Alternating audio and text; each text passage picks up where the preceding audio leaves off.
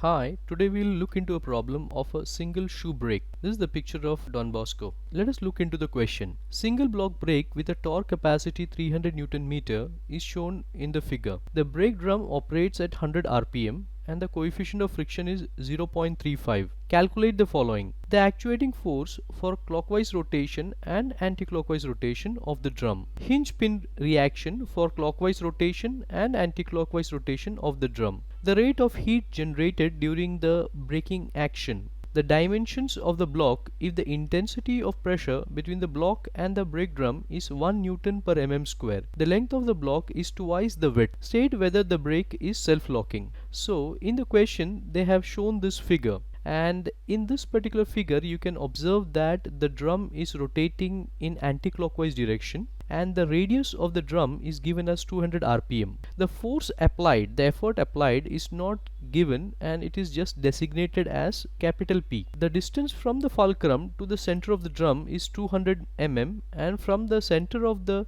drum to the force P is 300 mm. The distance between the fulcrum and the F, here F is equal to UN, where F, the distance between the frictional force F and the fulcrum, is 50 mm. So these are the values that are given in the question and is a part of a question. Let us look into the solution. So we will designate few of the things in the question. For example, the distance between the fulcrum and the force P is 500 mm and is represented by small a as it is represented in design data book, and the distance between the fulcrum and the center of the drum is represented by B, which is 200 mm, and the distance between the fulcrum and the frictional force F is 50 mm and is designated by E dash. So these are some of the designations that are given in the design data book. So we'll be using this designation, so it will help us to identify the formula for that. There are some given data in the question where MT is 300 Newton meter, N the revolution is 100 rpm, mu is 0.35, P that is the pressure intensity is 1 Newton per mm square, and the length of the block is equal to twice the width of the block.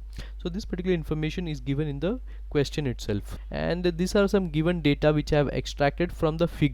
Okay, so the question has a figure and this particular data I have extracted from the figure itself. Let us move. The figure what is available to us, to which case does it belong? There is case 1, case 2 and case 3. So after looking into the question and the design data book, you can observe that it is a case 2 where clockwise direction of the drum, a line of action of force F passing at the distance E dash above the fulcrum. So in the question they have asked for clockwise direction as well as anti-clockwise direction. So we have to calculate the value of P for both the directions. And as it appears in the question belongs to case 2. So I will be using the formula of case 2 to find out the value of capital P. So when you look into the design data book, page number 7.97, this particular formula is given for case 2 clockwise direction. The data and the parameters are known to us. What we are not knowing is the capital P. So we'll substitute the values like MT, B, mu, E dash, and then try to find out capital P, which turns out to be as 1879.34 newtons. Similarly, the formula for anti-clockwise direction with respect to the question is given. The only change is here as far as anti-clockwise direction is concerned is that here minus E dash is mentioned, while as in clockwise direction plus E dash was present. Rest all the parameters are of the same magnitude, and that's why the capital P turns out to be as 1549.34 Newton. Now it can be observed that when the drum is rotating in anti-clockwise direction, the force applied P at the lever is less by 329 newtons, and therefore it is a better choice to rotate the drum in anti-clockwise direction because the effort applied to brake the drum is less in case of anti-clockwise direction. Now let us try to calculate the normal reaction between the drum of the shoe. Now we know the formula MT is equal to mu RD into N. So we can calculate the N from this particular formula, which is normal reaction. Other parameters we know, and the N value turns out to be as 4285.71 newtons. To find hinge pin reaction with respect to clockwise direction of the drum, considering equilibrium in vertical and horizontal direction with respect to the figure we have here, we can say that Rx is equal to mu n. When we consider it, this is the Rx and this is the mu n. So when we consider the horizontal direction, we can say that Rx is equal to mu n. And similarly, when we are considering vertical reactions, Ry is equal to n minus p. So we have here Ry and n is going in the upward direction and p is coming in the downward direction, and hence it is n minus p. Now we know the values of mu and n, and that's why we can easily calculate what is Rx. Similarly, we can calculate the value of Ry as well, where n minus p will give me the value of Ry. So Ry comes around 2406.34 newtons. Now to find out the resultant reaction at the fulcrum, you will use the formula like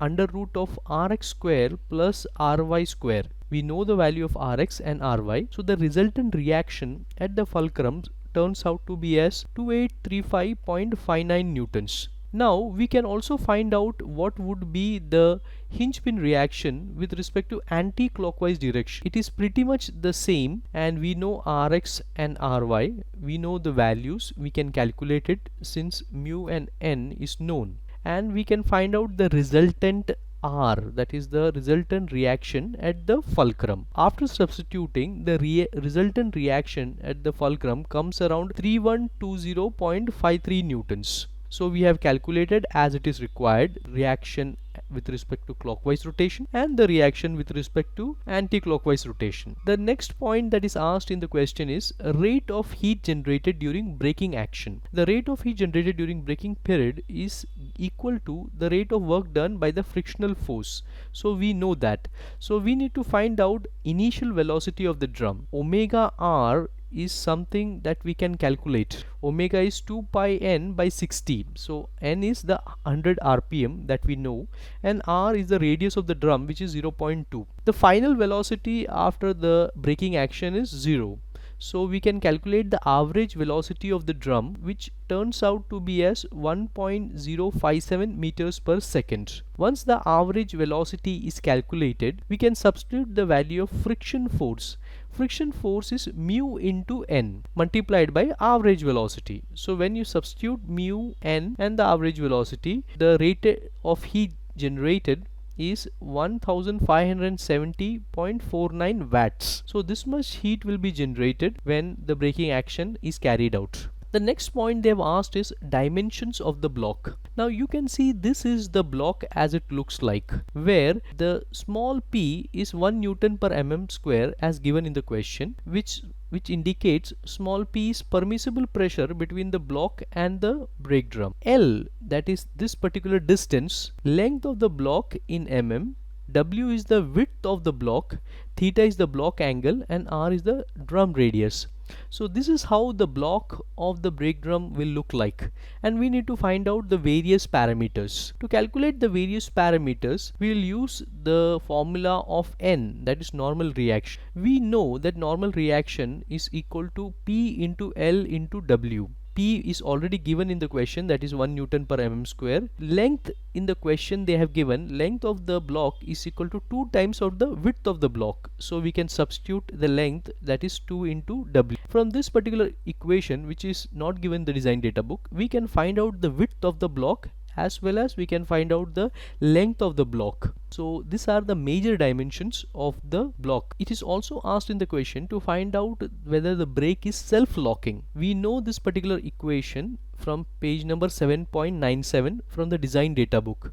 So we can rearrange this and we can say that the capital P is B minus mu E dash multiplied by n upon a, and since we have rearranged and found out this particular formula, we can say that B is equal to mu E dash if true. Okay, if this equation is true, then the brake is self-locking, which is an undesirable condition. Now we have to check for this condition. So we'll first calculate mu into E dash. So mu into E dash is 0.35 into 50, which turns out to be as 17.5 mm. We know B, that is the lever dimension, is not equal to mu E dash, that is 17.5 mm, and hence we can say the brake is not self-locking. We can also observe that B is greater than mu E dash, and hence we can also come to a conclusion that the brake is partially self-energizing.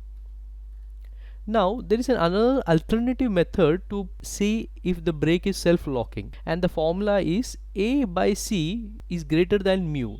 If this particular condition is true, we can say that the brake is not self-locked. So we know from this particular equation that this particular right hand side is not equal to left hand side, hence we can also come to conclusion that the brake is not self-locking.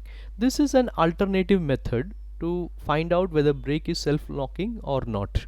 At this point we can say the problem is solved.